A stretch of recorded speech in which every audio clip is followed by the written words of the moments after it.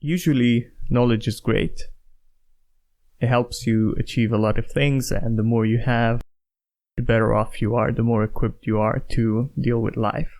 But there are certain areas where the best course of action is not to learn and to try to forget as much as possible of what you have learned before.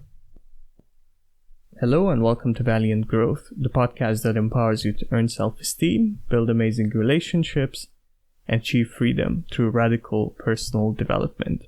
I'm your host, Philip Frey, and today I will be talking about how to purge the non-actionable out of your system. My vice was politics. The particular political preference that I have is not very interested in political action in general. And if you want to find out more about that, there's an accompanying blog post to this episode where I go a little bit into that, but I don't want to do that on the audio podcast itself. So my side of the fence considers itself to be pretty apolitical. And yet, when it came to the night of the 2016 US elections, I was very miserable. Why? Not really because of who won or who lost, but because I lost. I realized that despite the fact that I was trying to stay away from all of this, I had been suckered into this whole media show, and I had just wasted a lot of time and had some really ugly interactions with people for no good reason. I'm not a US citizen. I'm a Romanian citizen. I don't live in Romania. I live in the UK. I know absolutely nothing about what's going on politically in either of those countries, and I didn't know that in the November of 2016 either. And yet, I was 100% up to date on what was going on in the US elections, a country that I've never set foot in my entire life.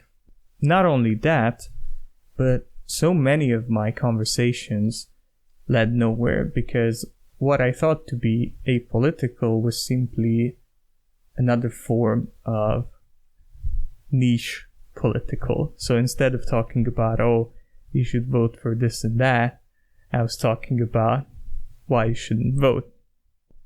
Now this episode might sound like it's about why you shouldn't vote, but it's not. It's about why you shouldn't pay attention to the non-actionable. What is the non-actionable? It's anything you can either do nothing about or where your actions would have such a limited impact that it's essentially a waste of time. My non-actionable vice was politics. And in that field, in any large country, you need to sway hundreds of thousands of voters in some cases, but definitely thousands of voters to make any kind of significant impact. You have to take them from their existing position to the opposite position to really hope to have the chance to have an impact. And then you have absolutely no control over the candidate that you choose, what they do, where they go. It's very common to see candidates do very different things than what they talk about. This is pretty old news. And yet so many people invest a lot of effort and attention into this, myself included. Why is that? I think it's because many people are passionate about these issues and they want to convince other people to join them, to change their minds and to become activists. And they want to change the world for the better, but in the process, they distract people from the real things, from the really powerful and impactful things that they could do. It takes effort, it takes resources away from it, but I think most of all, the most expensive aspect of politics and of many other non-actionable questions is attention. Attention is so valuable. It was always valuable, but it's especially valuable in today's world. Mindset is also extremely important.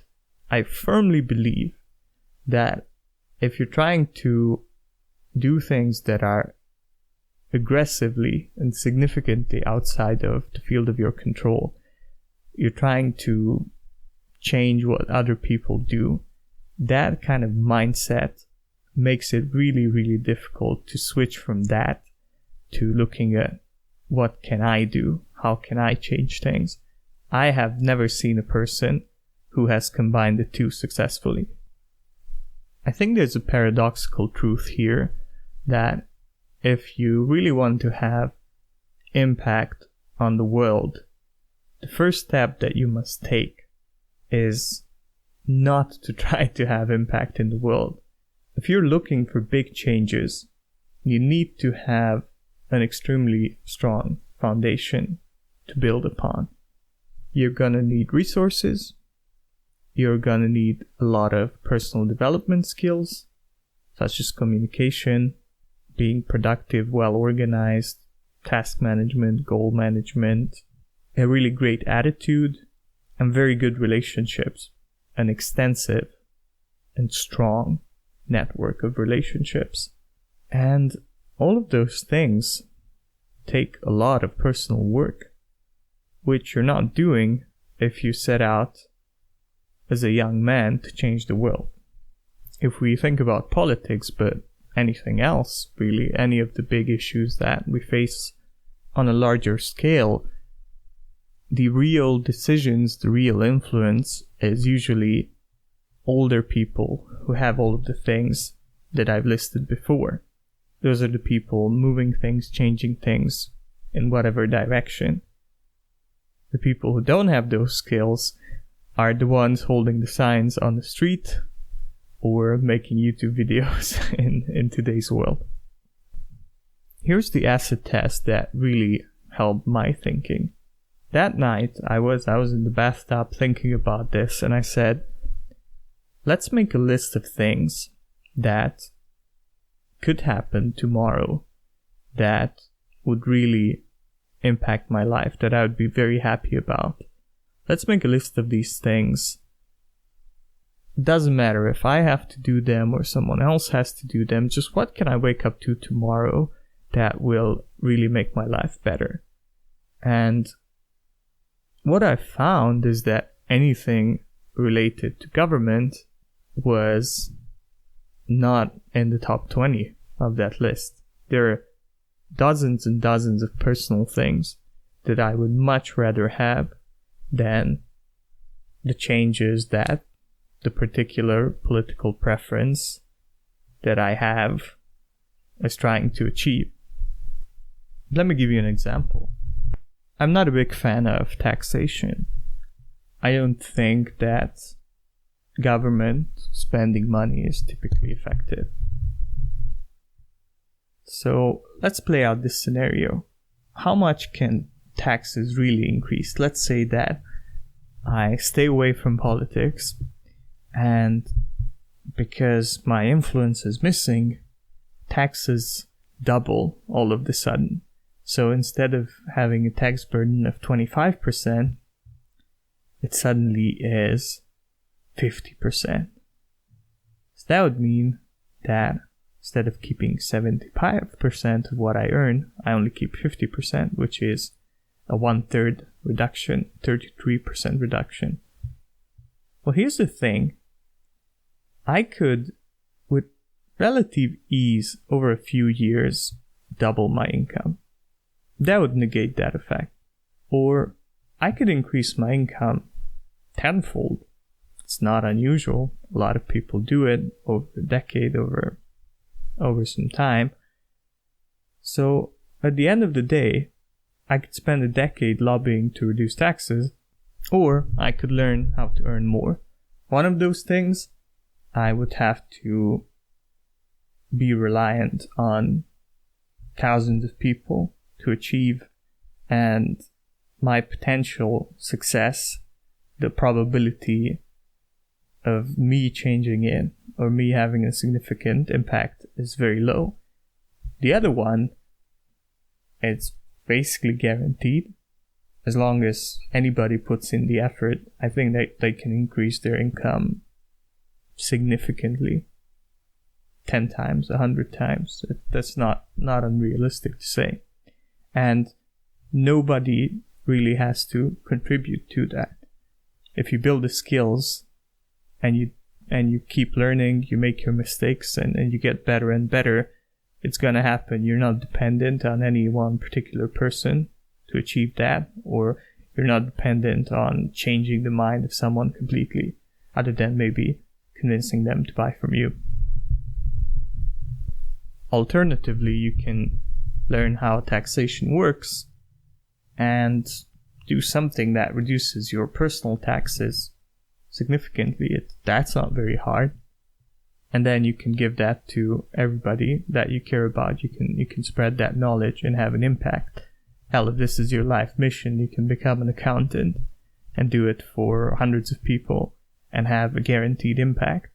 Or you can become more frugal and simply fall below most taxation levels and just avoid it, or avoid most of it. Or you can become an agorist and trade in the gray and black markets and avoid it that way. All of those things are within your control, much more than cutting taxes. Here's the thing. If you put a lot of effort into your personal development, your sphere of control and influence, where you have direct control and where you have significant impact, will increase, guaranteed. But if instead of that you preoccupy yourself with changing other people, you will never get there. So there's a paradox here, where if you, as a young person or any aged person, start with these massive world-changing goals, you will never achieve anything.